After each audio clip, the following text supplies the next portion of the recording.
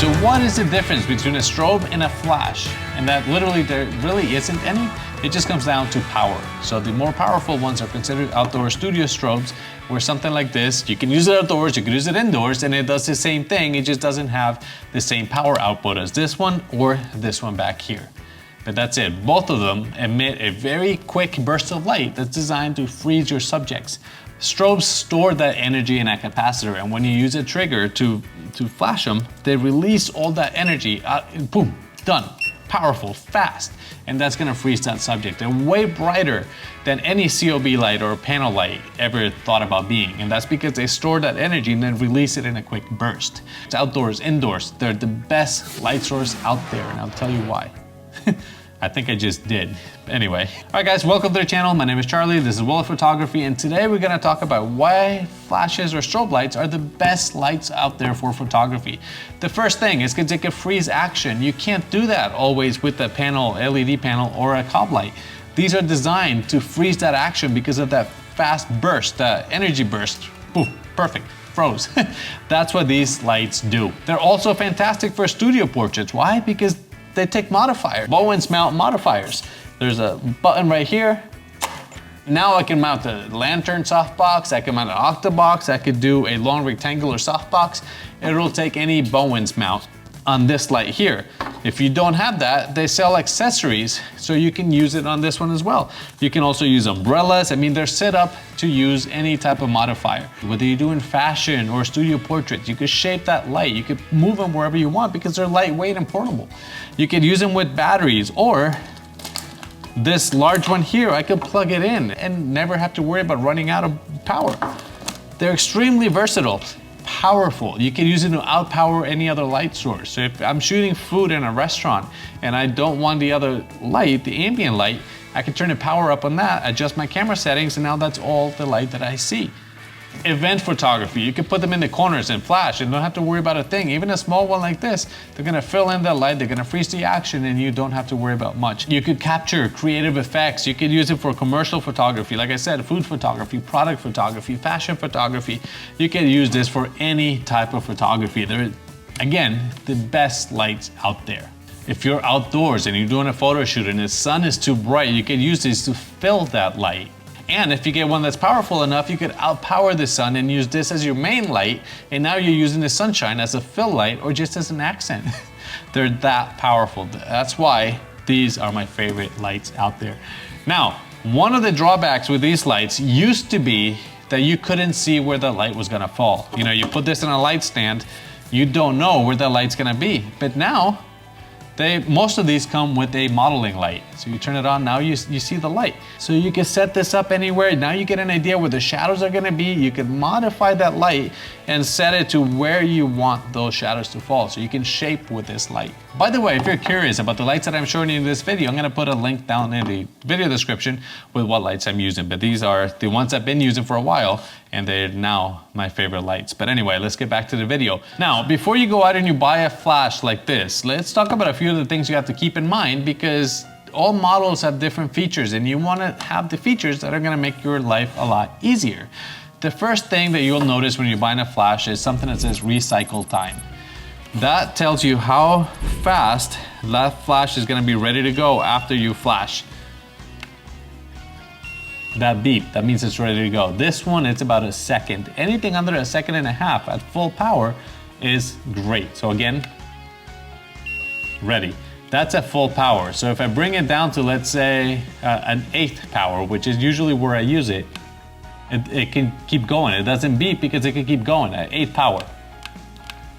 As fast as I push the button, it goes. So I don't have to wait, which is fantastic for high speed. If I'm using high speed sync, or if I back-to-back photographs, that's something that you wanna keep an eye on, is that recycle speed of that flash. The next thing you wanna make sure they have is constant color temperature. They're not gonna be as accurate as a LED panel light or a COB light, but usually within 100 Kelvin, it's gonna make your life a lot easier when you're processing images. If they're gonna be all over the place and they can't guarantee that constant color temperature, I wouldn't recommend that, because then your photos back to back from a session are just not gonna look the same. Your temperature's gonna change, and it's gonna be a pain to edit those photos later. The other feature that I really like is the modeling light. So if you guys are looking for a flash, make sure that they have a modeling light. That's gonna make your life a lot easier because like I said, you're gonna see where the shadows fall before you flash. Otherwise, you're gonna have no idea. The modeling light was a fantastic idea, and I'm so glad that these companies came up with it. The next thing that you wanna consider is the flash duration. Now, some of these flashes, if I use it at 100%, 1-to-1, that light's gonna last a lot longer. And this particular flash, I believe it's something like 150th of a second. That's not enough to freeze action. But if I bring it down and drop the power to 1/8, now that's over 2,000 of a second. That's really gonna freeze action and it's still bright enough. If I bring it down to, let's see, it goes all the way down to 1/256 of the power, that is going to be almost 10,000 of a second. So that's really gonna help me freeze fast moving subjects. The thing is, now you have to put it very close to your subject, but if you're doing water drops, dropping water drops, that's perfect. Just make sure you don't splash to flash, but that 10,000 of a second, you're gonna get every detail there. And that goes back to the power range. So this particular light goes, right now it's a 1/256th of the power. So it goes all the way and it gives me more than 9 stops of power, which is what you want. You wanna make sure that you have a lot of power and a lot of range. And the reason you want that range is because you want to make sure that you can use it in any situation. If you're trying to shoot something that's dark and you want to keep it dark and your flash doesn't go that low, then you're out of options. Unless you can move really far away and use it from a distance, you're really out of options. So the more range you have, the better that light's gonna be for you. The next thing to keep in mind is the power source. Okay, batteries. This one, you can change the battery. And same thing with this one. So you can have multiple battery packs with you. This one here uses AA batteries and it eats them like crazy. Now this one here, I could plug it into what's called a dummy battery. So I could plug it in, put the battery in, and now I can use it from an outlet. So if I'm in a studio at home, I don't have to worry about batteries. I can just take pictures all day. The light's gonna stay consistent and I don't have to worry about a thing. So make sure that the power source that you have is something that you can replace. Some of the older flashes or cheaper flashes, you can't change the battery. It's built in and once that's dead, you have to go charge it up again. So make sure that you get enough flashes from that battery or that you can replace the battery. Now, the other thing to consider is a trigger, something like this.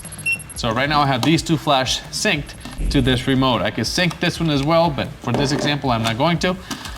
This is another option out there. I bought these for like 20 or 30 bucks. They're cheap, but I can't control the lights from here. With this one, I can.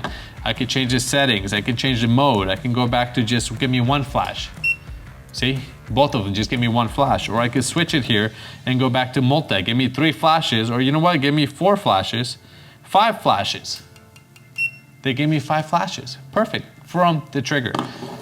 This other trigger is old school. You put this on your camera, you put this on your flash, and when you click the button, it triggers. But that's it, there's no controlling your lights.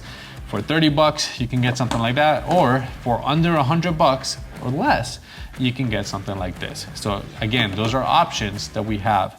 For 5 years of my professional photography, I used these and they were good enough. Now, that game changer. Another thing you want to consider is modifiers. What kind of modifiers you can use. Now, like I said, they sell adapters. So most of these can, even the round heads, can take Bowen's mount modifiers. All of these here have what's called TTL, which is through the lens. So when you're looking at your camera is reading your settings and the flashes compensate to fill that light. So through the lens is the automatic feature on that flash.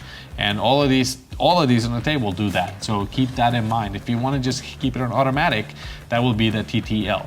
There's another one that's HSS, high speed sync. This means that whether you have the right trigger or when the flash is on camera, you can shoot at speeds up to like 8,000 of a second. If it doesn't have HSS or high speed sync, you're usually limited to 1/200th of a second or 1/250th of a second.